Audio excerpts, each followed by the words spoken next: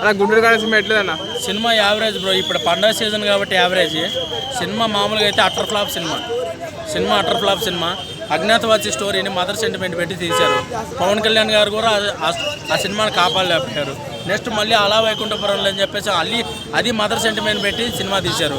అదేదో టబ్బు గారి chemistry work out అయిపోయేసి తమను మ్యూజిక్ అది వర్కౌట్ అయిపోయేసి సినిమా హిట్ అయింది.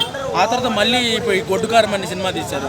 లోపల జనాలు చస్తా ఉన్నారు, అసలు తిట్టుకోలేక మామూలుగా తిట్టలేదు. దాన్ని ఏమంటారు, త్రివిక్రమ్ గారిని. ఇక్కడ బయట చూసినా కూడా రివ్యూవర్లు అందరూ దాన్ని ఏమంటారు, సినిమా చూసిన వాళ్ళందరూ సినిమా దాన్ని ఏమంటారు ఫ్లాప్ అనే ఇస్తున్నారు. మీరు యూట్యూబ్లో చూసినా కూడా సినిమా ఎలా ఉందంటే యావరేజ్, దాన్ని ఏమంటారు అటర్ ఫ్లాప్ అనే ఇస్తున్నారు. అది పండగ సీజన్ కాబట్టి యావరేజ్గా ఆడిద్ది. ఇప్పుడు త్రివిక్రమ్ గారు దాన్ని ఏమంటారు, మీరు సినిమా తీయాలనుకుంటే తీయండి, లేకపోతే సినిమాలు తీయడం మానేయండి. ఎందుకంటే సినిమాలు తీయాలనుకుంటే మీరే ఓన్గా ప్రొడ్యూస్ చేసుకొని మీరే ఓన్గా డిస్ట్రిబ్యూషన్ చేసుకోండి. మీరు ఇలాంటి సినిమాలు తీసేసి డిస్ట్రిబ్యూటర్ల మీద వదిలేసి పాపం వాళ్ళు డబ్బులు పెట్టి ఖర్చు కొనుక్కొని అవి పెట్టిన డబ్బులు రాక దాన్ని ఏమంటారు, వాళ్ళు అజ్ఞాతవాసి సినిమాకి ఎన్ని కోట్లు నష్టపోయారు డిస్ట్రిబ్యూటర్లు. దిల్ రాజు గారు నష్టపోయారు. ఇప్పుడు మళ్ళీ ఈ సినిమాకి మళ్ళీ దిల్ రాజు గారు కొనుక్కున్నారు, సినిమాకి నష్టపోతారు. దాన్ని ఏమంటారు పండగ సీజన్ కాబట్టి ఏమన్నా గట్టెక్కొచ్చు, లేకపోతే లేదు. మీకు అంత మీరే ఓన్గా సినిమా తీసుకోండి, మీ దగ్గర ఉన్న డబ్బులతో మీ దగ్గర మీరే డిస్ట్రిబ్యూషన్ చేసుకోండి, లేకపోతే సినిమాలు తీయడం మానేయండి. లేకపోతే ఇంకో పని కూడా ఉంది, 6 months కూర్చొని పాన్ ఇండియా స్టోరీలు రాసుకోండి. ఇప్పుడు సుకుమార్ గారు చూడండి, పుష్ప స్టోరీ రాసుకున్నారు, హిందీలో హిట్ కొట్టారు. హిందీలో తెలుగులో ఇలా పాన్ ఇండియాలో హిట్లు కొట్టారు. మీరు ఎందుకు పాన్ ఇండియాకి వెళ్ళట్లేదు? మీ దమ్ము ఇక్కడనేనా?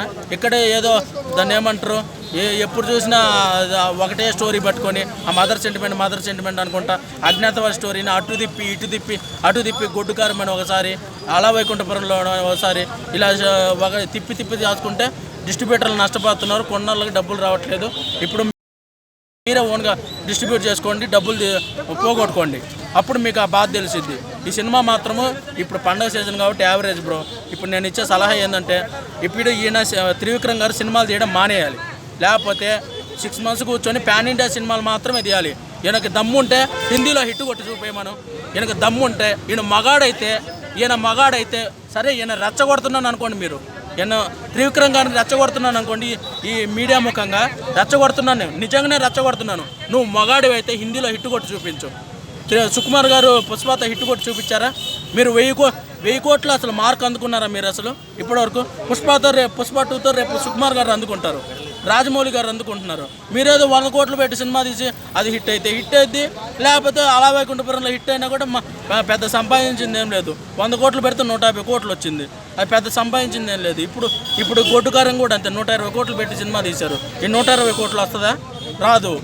ఈయన మగాడైతే పాన్ ఇండియా సినిమా తీసి నేను రెచ్చగొడుతున్నాను త్రివిక్రమ్ని, ఈ మీడియా సమావేశం ఈ వీళ్ళ తరపున సమక్షంలో నేను రెచ్చగొడుతున్నాను. నువ్వు మగాడివైతే పాన్ ఇండియా సినిమాది హిందీలో హిట్ కొట్టు. హిందీలో అని కాదు, పాన్ ఇండియా హిందీ, తెలుగు, తమిళ్ ఇక్కడ మొత్తం తీసి సినిమా హిట్ కొట్టు. నీకు చేత కాదు. 1000 కోట్ల మార్క్ ఎప్పుడన్నా అందుకున్నావా? 120 కోట్లు పెడితే 130 కోట్లు కొడితే వచ్చేసి సక్సెస్ మీట్ పెడతావు. అలా వైకుంఠపురంలో అదే జరిగింది. 100 కోట్లు పెట్టి సినిమా తీశారు, 150 కోట్లు వచ్చింది, దానికి సక్సెస్ మీట్లు పెద్దగా ఉంటుంది. నేను రెచ్చగొడుతున్నాను, ఓకే, నేను రెచ్చగొడుతున్నాను మిమ్మల్ని త్రివిక్రమ్ గారు. మీరు పాన్ ఇండియా సినిమాలు తీయండి, హిందీ, తెలుగు, తమిళ్, కన్నడ, మలయాళం ఇలా తీయండి. 1000 కోట్లు పెట్టి చూడండి. నేను మళ్ళీ ఇక్కడికి వచ్చేసి మీకు హ్యాట్సాప్ కొడతాను. నేను మీ ఎందుకు రొట్ట సినిమాలన్నీ తీస్తూ ఉంటారు, తెలుగు అని పట్టుకొని. మీరు పాన్ ఇండియా సినిమా తీయాలి.